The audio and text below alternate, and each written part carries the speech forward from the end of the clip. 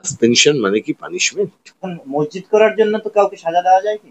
প্রথমত হচ্ছে মসজিদ করার জন্য সাজা দেওয়া যায় না ঠিকই, কিন্তু মসজিদ করব, মসজিদ করতে গিয়ে এই করব তাই করব, এখানে বাবরি মসজিদ হবে যেহেতু মমতা ব্যানার্জি করেছেন। আর এই বললাম যে আপনার সৌভাগ্য, আপনি বাইরে বেরিয়ে রয়েছেন এখনো পর্যন্ত, কারণ আপনার মুখ্যমন্ত্রী মমতা ব্যানার্জি, যিনি নিজেই সাম্প্রদায়িক রাজনীতিকে পশ্চিমবাংলায় প্রতিষ্ঠিত করেছিলেন ক্ষমতায় আসার পর ইমামদের ভাতা দিয়ে, পুরোহিতদেরকে ভাতা দিয়ে।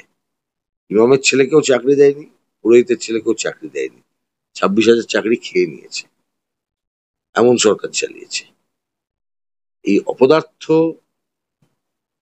সরকার আর সেই সরকারের অপদার্থ মুখ্যমন্ত্রী, যিনি নিজের ব্যক্তিগত লাভের গুড় খাবার জন্য তিনি এই সাম্প্রদায়িক ঘৃণ্য রাজনীতির আশ্রয় নিয়েছিলেন।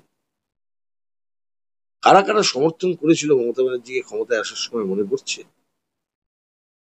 কেউ কেউ বলেন কোথা থেকে টাকা এসছে, বিদেশ থেকে টাকা এসছে, জামাতের টাকা, এই বাংলাদেশ থেকে টাকা এসছে। আদালতের সামনে যে মামলাটি হয়েছিল সেই মামলাটিতে চাওয়া হয়েছিল যে আইন শৃঙ্খলা রক্ষা করা মুর্শিদাবাদ এবং সংলগ্ন অঞ্চলে গত বছরের অভিজ্ঞতা, তার আগের বছরের অভিজ্ঞতা, তার আগের বছরের অভিজ্ঞতা, তার আগের বছরের অভিজ্ঞতা সব মেলালে দেখা যায় প্রতি বছর বার্ষিক হারে ওখানে দাঙ্গা হয় বিভিন্ন জায়গায়।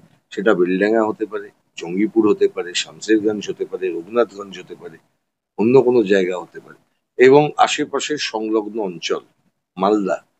আপনারা জানেন যে দীর্ঘ সময় ওখানে দাঙ্গা এমন হয়েছিল, এই 2024 সালের এপ্রিল মাস যখন ওই ওয়াক অফ অ্যামেন্ডমেন্ট বিল তাকে কেন্দ্র করে যখন আমাদের সমস্ত পরিস্থিতি যখন গরম হয়ে উঠেছিল, একটা বিক্ষোভ চলছিল। সেই বিক্ষোভে মমতা ব্যানার্জির পুলিশ কিন্তু ওখানে গুলি চালিয়েছিল। সেই পুলিশের গুলিতে এজাজ আহমেদ বলে একজনের মৃত্যু হয়েছিল। পরের দিন সাম্প্রদায়িক দাঙ্গাতে হরগোবিন্দ দাস, চন্দন দাস দুজন খুন হয়েছিলেন, মনে পড়ছে? চলছে। অসংখ্য অসংখ্য র্যান্ডম অ্যারেস্ট গোটা মুর্শিদাবাদ জেলায় হয়েছে। কে দাঙ্গা করেছেন, কে কোথায় থাকেন, এসবের কোনো রকম চুলচেরা বিশ্লেষণ না করে মুর্শিদাবাদ জেলা পুলিশ যে তৎপরতায়, জঙ্গিপুর জেলা পুলিশ যে তৎপরতায় ওখানে সাধারণ গরিব খেটে খাওয়া লোকজনের পরিবার থেকে গ্রেফতার করেছে, তাদেরকে প্রায় বিনা বিচারের মতন একটা অবস্থা তৈরি করে, যা খুশি করে পরিবারকে চাপ দিয়ে এফআইআর করতে না দিয়ে গোটা মুর্শিদাবাদ জেলা জুড়ে পুলিশি অত্যাচার বাড়িয়ে ভয়াবহ পরিস্থিতি তৈরি করেছেন মমতা ব্যানার্জির সরকার।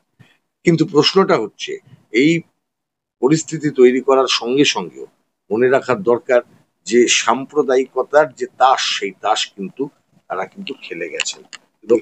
ক্লাবকে টাকা দিয়ে দেবো, যা খুশি তাই করো, একে টাকা দিয়ে দেবো, মন্দির বানিয়ে দেবো, ওইখানে আমি একটা ওই কি মন্দির করবো, কাল দুর্গাঙ্গন। দুর্গাঙ্গন করবো, ওখানে আমি একটা কাল ভৈরব মন্দির করে দেবো, মহাকাল মন্দির করে দেবো, ওখানে আমি এই করে দেবো তাই করে দেবো। তৃণমূলের নেতা নেত্রীদের প্রতিযোগিতা করা, এই প্রতিবার রামনবমীর দিন দেখবে বিভিন্ন জায়গায় বিজেপি আর তৃণমূলের নেতাদের মধ্যে কম্পিটিশন শুরু হয়, কে কত ভালো হনুমান সাজতে পারে, কম্পিটিশন শুরু হয়। মানে একজন বিজেপির কোন একজন সাংসদ নাকি এমএলএ ছিলেন জগন্নাথ বাবু, তিনি এই গাড়ির উপরে হনুমান সেজে একবার দাঁড়িয়েছিলেন না গদা ফদা নিয়ে, সেটা তো একরকম, সে তো সং সাজতেই পারেন, কোনো অসুবিধা নেই। তো এই তৃণমূলের নেতা আর বিজেপির নেতারা সং সেজে বেরোয় দেখবেন এই মিছিলে, রামনবমীর অস্ত্র মিছিলের সামনে বিভিন্ন জায়গায়, হাওড়া সাকরাইলে হয়, আমি আগের বার উত্তর হাওড়া, এইসব জায়গায় প্রতিবারই দেখবে এপ্রিল মে মাস নাগাদ এই রামনবমীর সময়টা মানেই হচ্ছে এসব ব্যাপার আর কি। তো তৃণমূল সবচেয়ে বড় আরএসএস এর সাপ্লায়ার। রাজনীতিটা তো আরএসএস এর, বিভাজনের রাজনীতি। লোকসভা ভোটে অধীর চৌধুরী, মোহাম্মদ সেলিম তারা পরাজিত হয়েছিলেন বহরমপুর কেন্দ্র থেকে, মুর্শিদাবাদ কেন্দ্র থেকে। হুমায়ুন কবিরের রোল কি ছিল, কি বলেছিলেন? 30% 70% তত্ত্ব নামিয়ে ভাগীরথীতে ফেলে দেবো, কেটে ফেলে দেবো, হিন্দুদেরকে কেটে ফেলে দেবো। আবার ঠিক দেখবেন উল্টো দিকে শুভেন্দু অধিকারী, এই দুজনেই খুব ভালো বন্ধু ছিলেন তো, শুভেন্দু অধিকারী এবং হুমায়ুন কবির। শুভেন্দু অধিকারী সারাদিন বলে যাচ্ছেন রোহিঙ্গা তারাও, রোহিঙ্গা তারাও, রোহিঙ্গা তারাও, ঠিক সেই রকম হুমায়ুন ওই একই কথা বলে যাচ্ছেন। এই আজকে আবার শুনলাম উনি নাকি বলেছেন যে মন্দিরের জন্য টাকা দেবো। আরে তোমার টাকার জোর আছে বলে তুমি দেখাতে আসছো? টাকার জোরে তুমি গরিব মানুষের ঐক্য ভাঙতে চাইছো? তোমার টাকা আছে বলে তুমি ভোট করবে? টাকা আছে বলে তোমায় নেতা মানতে হবে? তুমি কে? সাম্প্রদায়িক কথাবার্তা বলা ছাড়া আর কি করেছো? মন্দির তোমার বানার তোমার তোমার সৌভাগ্য যে পশ্চিমবাংলার মুখ্যমন্ত্রীর নাম মমতা ব্যানার্জি। পশ্চিমবাংলার মুখ্যমন্ত্রীর নাম যদি জ্যোতি বসু হতো না, তাহলে এতদিনে তোমার মতন লোককে বাইরে রাখতো না তোমার এই কথা বলার জন্য। ক্ষমা চান। কেন আপনি এই ধরনের ঘৃণার কথাবার্তা বলবেন? আপনি একজন জনপ্রতিনিধি, আপনার লজ্জিত হওয়া উচিত। সিনিয়র রাজনীতিবিদ আপনি, আপনাকে দেখে আপনার ভবিষ্যৎ প্রজন্ম শিখবেন। কি উত্তরাধিকার রেখে যাবেন? 70% 30% তত্ত্ব করেছিলেন আপনার পূর্বসূরীরা। সাম্প্রদায়িক তাস যারা খেলেন তারা কিন্তু কোনোদিন ইতিহাসের চোখে পূজিত হন না, ঘৃণিত হন। হুমায়ুন কবিরও বললেন যে আরএসএস মার্কা মুখ্যমন্ত্রী থেকে বিজেপির মুখ্যমন্ত্রী হলে ওয়েলকাম জানান। কিন্তু বিজেপি, আরএসএস, তৃণমূল এই তিনটেকে একসাথে বিদায় করতে হয় বাংলা থেকে। আরএসএস এর 3 ফুল।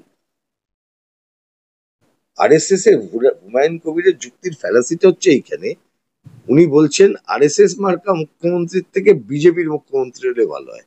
উনি কিন্তু এই 3 ফুলের মধ্যেই ঘোরাফেরা করছেন, জোড়া ফুল প্লাস পদ্ম ফুল। ইকুয়েশন যখন সাজাতে হয় না, তখন ইকুয়েশনটাকে ইকুয়েশনের মতন সাজাও। সমস্যাটা তো এই 3 ফুলের মধ্যেই। আরএসএস এর 3 ফুল, জোড়া ফুল আর পদ্ম ফুল। ছোট ফুল বড় ফুল বলবেন না, 3 ফুল, জোড়া ফুল দুটো আর পদ্ম ফুল।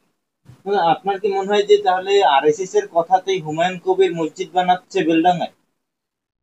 আমি জানি না পশ্চিমবাংলার রাজনীতিতে কোনো কোনো নেতার কি হেমন্ত বিশ্ব শর্মার সাথে পরিচয় হয়েছিল, কিছুদিন আগে কোনো মিটিং হয়েছে। আমি জানি না যে জঙ্গিপুর দাঙ্গার আগের 2-4 দিনের মধ্যে মালদার গঙ্গা ভবনে বিজেপির কোন কোন নেতা ওখানে উপস্থিত ছিল আর পুলিশ প্রশাসনের কোন কোন লোক ওখানে গিয়ে দেখা করেছিল আমি জানি না, কিন্তু তথ্য বলবে কথা। যেদিনকে হরগোবিন্দ দাস চন্দন দাস সকালবেলা খুন হয়েছিলেন, পুলিশ কটার সময় তার বাড়িতে গিয়ে মানে দেহ উদ্ধার করতে গিয়েছিল ঘটনাস্থলে আমি জানি না। হতে ভালো বলবেন। এজাজ আহমেদ বলে যে ছেলেটি পুলিশের গুলিতে মারা গেল, তার এফআইআর করেছিল জঙ্গিপুর পুলিশ ডিস্ট্রিক্ট।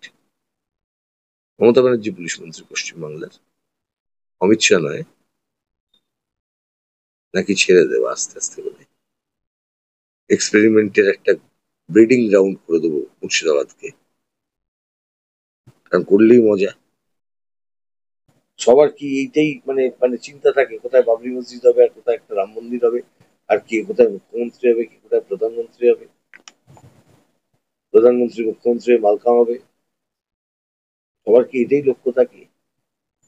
এমনও তো মানুষ আছে এই সমাজে, এই পৃথিবীতে, এই শহরে, যে মানুষগুলো একটু ভাবনা চিন্তা করে। এত সস্তায় মানুষের ঐক্যকে লঘু করে দেবেন না। আর যে কথাটা আমি বারবার বলবো যে মানুষকে নিয়ে ছেলে খেলা করাটা বন্ধ করে দিন। মানুষ তোমার হাতের মানে খেলার পুতুল নয়, যে আমি একে যখন মনে হবে তখন সেইভাবে ব্যবহার করবো। যদি সেটা হয় তাহলে অত্যন্ত দুর্ভাগ্যজনক, বিপজ্জনক। তার একটা শেষ প্রশ্ন আপনার কাছে। হুমায়ুন কবির নিজে জানিয়েছেন যে তার সঙ্গে কথা হয়েছে মোহাম্মদ সেলিমের এই সাসপেন্ড হওয়ার পরে। মোহাম্মদ সেলিমের সাথে কথা বলেছেন আপনি? হুমায়ুন কবিরের সাথে কথা বললে তার একতরফা ভাষ্য তো কোনো বিশ্বাস করার কোনো জায়গা নেই। আর এই প্রশ্নের উত্তর আমিও দিতে পারবো না, কারণ হুমায়ুন কবির নির্দিষ্টভাবে কারোর নাম বলেছেন।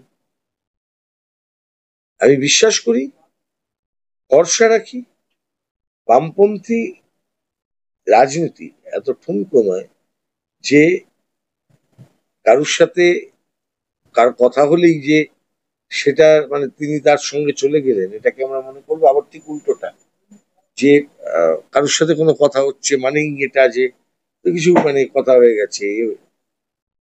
বামপন্থীরাই লড়াই করছে এবং সেটা মোহাম্মদ সেলিম সেই লড়াইয়ের অন্যতম নেতা। বাংলা বাঁচাও যাত্রা চলছে। এই এতক্ষণ কথা বললে, কালকে কলতান কি সুন্দর বলেছে যে এই যে এতক্ষণ মুর্শিদাবাদ নিয়ে আলোচনা করছেন, কোন নেতা কাকে গালাগালি করলো আলোচনা করছেন, কিন্তু কেউ তো বললেন না মুর্শিদাবাদের বিড়ি শ্রমিকদের অবস্থা কিরকম। কেউ তো বললেন না মুর্শিদাবাদ দেখেছে বিরাট সংখ্যক পরিযায়ী শ্রমিক সারা দেশে, এমনকি পৃথিবীর বিভিন্ন জায়গায় ছড়িয়ে রয়েছে, তারা কি অবস্থায় রয়েছে। কেউ তো একবারও ভেবে বলছেন না। ভাবতে হবে না বিষয়টা।